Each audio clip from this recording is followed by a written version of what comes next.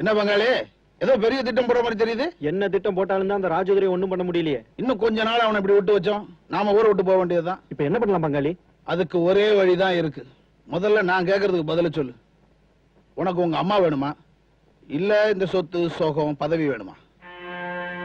ராஜதுரையுடைய அம்மா தப்பா நடந்துகிட்டாங்கன்னு உங்க அம்மா பண்ண சதி திட்டம் என்னைக்காவது ஒரு நாள் இந்த ஊர் ஜனங்களுக்கு பொய்ன்னு தெரிஞ்சதுன்னா நீங்க இந்த ஊருக்குள்ள இருக்க முடியுமா? நிச்சயமா இருக்க முடியாது. கட்ட பஞ்சாயத்துக்காரன் உங்க அம்மாவை கொன்னுட்டான்னு வச்சுங்க, இந்த ஊர் ஜனங்க என்ன தெரியுமா நினைப்பாங்க? தவறு செஞ்ச தான் அம்மாவை காட்டி கொடுத்த நாச்சியார கட்ட பஞ்சாயத்துக்கார கொன்னுட்டான்னு நினைப்பாங்க. பங்காளி பார், சுகபோகமான வாழ்க்கையை விட்டுட்டு ஏழ்மையான வாழ்க்கை வாழ முடியும்னு நினைச்சா உங்க அம்மாவை கூப்பிட்டுட்டு எங்கேயாவது போயிடு. அப்படி இல்ல இதெல்லாம் நீ அனுபவிக்கணும்னு ஆசைப்பட்டா உங்க அம்மாவை நீ இழந்துரு. இப்ப என்ன என்ன செய்ய சொல்றீங்க? பதவிக்கு ஆசைப்பட்டா பந்தவாசத்தை மறந்துடணும்னு சொல்றேன். பெத்த தாயாச்சேன்னு யோசிக்கிறேன். பங்காளி, தாகத்தை தீக்காத தண்ணி கடல்ல இருந்தா என்ன, கங்கையில இருந்தா என்ன, வாழ வழிகாட்டாதவ தாயா இருந்தா என்ன, தாரமா இருந்தா என்ன, எல்லாம் ஒண்ணுதான். ஏன்டா என் குடும்பத்தை எப்படி கெடுக்கிற? குடும்பத்தை கெடுக்கிறத பத்தி நீ என்கிட்ட சொல்றியா? பங்காளி, நான் சொல்றத சொல்லிட்டேன். இனிமே உங்க இஷ்டம். நீங்க எப்படி வாழணும்னு நினைக்கிறீங்களோ வாழ்ந்துட்டு போங்க. கொஞ்சம் இருங்க. பட்டமரம் விழுகிறத வேதனைப்படுறதை விட வளர்ந்த செடியை வாடாம காப்பாத்துறதுதான் புத்திசாலித்தனம். நீ உசுரோட இருந்து கொடுக்க முடியாத கௌரவத்தை செத்து கொடுத்துருங்கிற. ஒரு பெத்த பிள்ளைக்காக தாய் இந்த தியாகம் கூட செய்யலினா எப்படி? அடுத்து என்ன செய்யறது பங்காளி?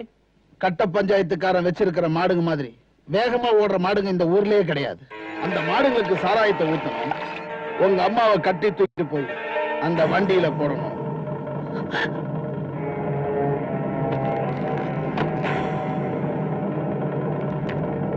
ராஜதுரையை அடிச்சு மயக்கம் போட வச்சு வண்டியை ஓட்டுற மாதிரி உட்கார வைக்கணும். வெறி பிடிச்ச மாடுகளை அடிச்சு விரட்டணும். ஊருக்குள்ள போய் கட்ட பஞ்சாயத்துக்கார நாச்சியார கொலை பண்ண கடத்திட்டு போறான்னு நம்ம ஆளுங்க விட்டு கத்த சொல்லணும். எல்லாரும் ஓடியாங்க, கட்ட பஞ்சாயத்துக்கார நாச்சியார கொலை பண்ற கடத்திட்டு போறோம். உங்க கூட பதவிக்கு போட்டியா வந்தவனும் என் கூட வாழ்க்கைக்கு போட்டியா வந்தவனும் அழியிற இந்த நேரத்துல நாம இந்த ஊர்ல இல்லாத மாதிரி காட்டிக்கணும். நாம எங்க போறது பங்காளி? பக்கத்து ஊர்ல தான் சிதம்பரம் இருக்கான், அங்க போயிடுவோம்.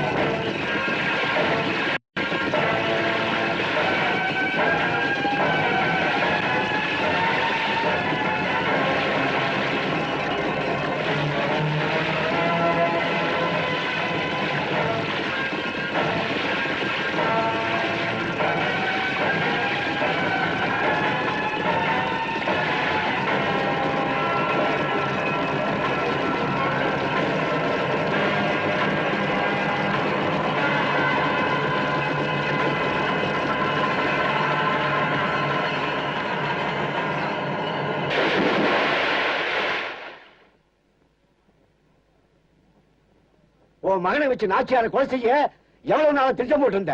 ரொம்ப யோக்கிய மாதிரி நடந்துட்டு கட்ட பஞ்சாயத்துக்காரன் கடைசியில எவ்வளவு மோசமான காரியத்தை செஞ்சுட்டான் பாத்தீங்களா? உள்ள யாருமே இல்லைங்க. கதிர்வேலு சேதுர தம்பியும் எங்க போனாங்கன்னு தெரியல. அவங்களுக்கு எப்படியாவது தகவல் சொல்லி ஆகணுமே. அத அப்புறம் பாத்துக்கலாம். முதல்ல இந்த மாதிரி தப்பிச்சு போகாம இருக்க வீட்டுக்குள்ள வச்சு பூட்டுங்க. கடவுளே, என்னை ஏன் இப்படி சோதிக்கிற? சும்மா வேஷம் போடாத, இழுத்துட்டு போங்கயா. நில்லுங்க, அவங்கள ஒண்ணும் செய்யாதீங்க.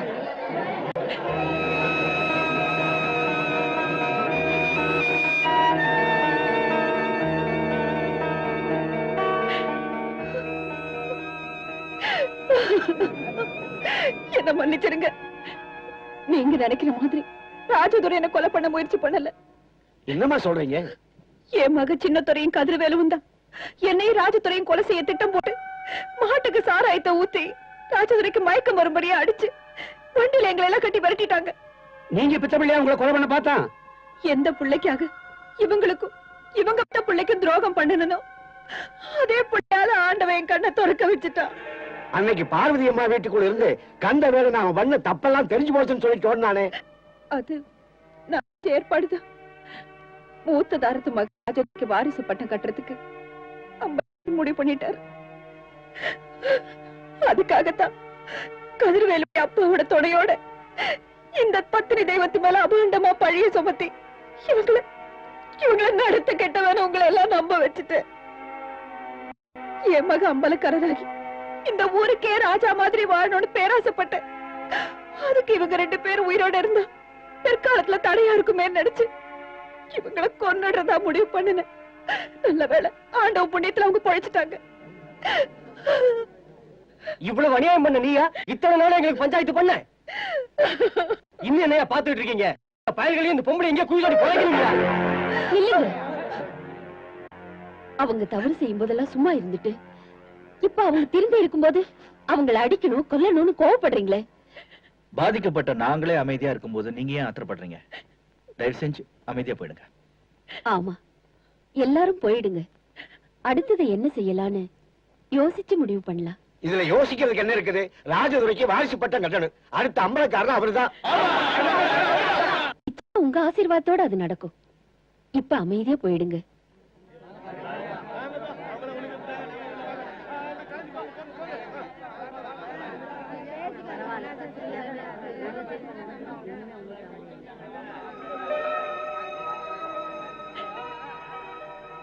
நில்லுங்க, எங்க போறீங்க? இது உங்க வீடு, உங்க சொத்து. நீங்களா பார்த்து இருக்க சொன்ன நான் இருக்கேன். இல்லைன்னா நான் போயிடுறேங்க.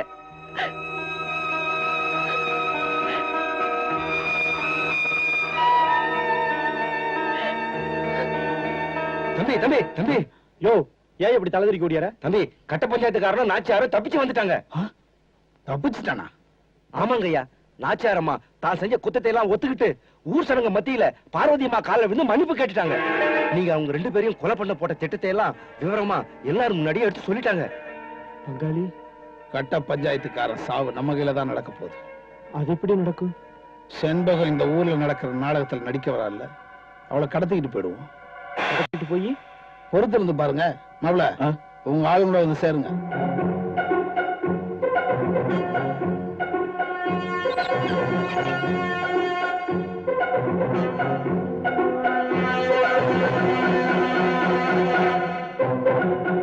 அண்ணே,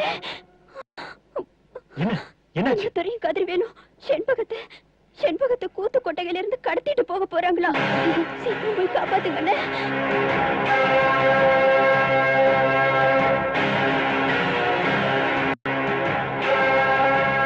வாமா செண்பகா, என்ன ஒரு சீக்கிரமா வந்துட்டேன்? சிராவையில் நாடகத்தை முடிச்சிட்டு நேரா அப்படியே வந்துட்டேன். வீட்டுக்கு கூட போகல என்ன?